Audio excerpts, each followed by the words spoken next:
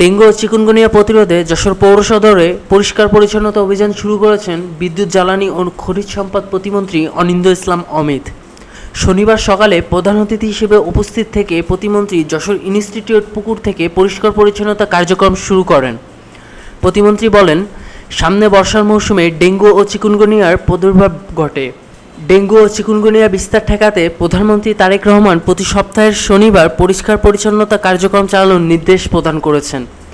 যশোর ইনস্টিটিউটের আয়োজনে এবং জেলা প্রশাসন ও পৌরসভা সহযোগিতায় পরিষ্কার পরিচ্ছন্নতা কার্যক্রম চালানো হয়।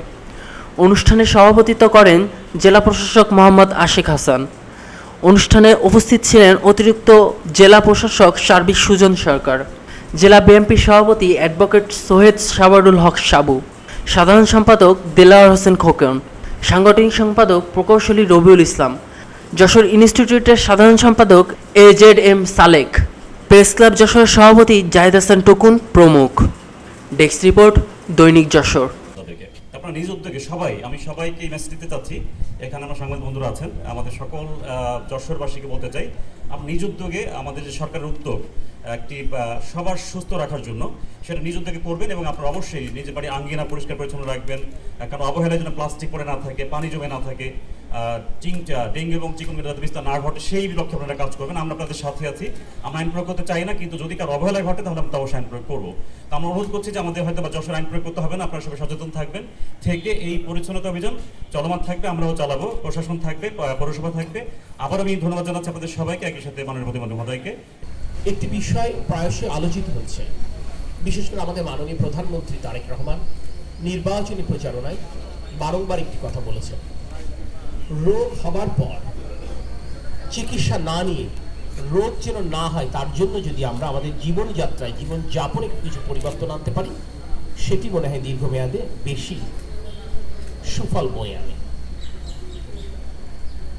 আর সে কারণেই আপনারা জানেন বর্ষা মৌসুম আসছে, এই সময়টা ডেঙ্গু এবং চিকুনগুনিয়া রোগের একটি প্রকোপ থাকে। আমাদের বাসার আশেপাশে, বারান্দায়, বাড়ির সামনে ড্রেনে কিংবা এলাকার মজা পুকুরে, এই জায়গাগুলোই কিছু ডেঙ্গু মজার বিস্তারের একটি উপযুক্ত স্থান। আমরা যদি নিজেদের বাড়ির আশেপাশের জায়গাটি প্রত্যেকে নিয়মিত পরিষ্কার রাখতে পারি, তাহলে আমাদের সন্তানেরা, আমাদের স্বজনেরা এই রোগাক্রান্ত হওয়ার ঝুঁকি থেকে মুক্তি পাবে ইনশাল্লাহ।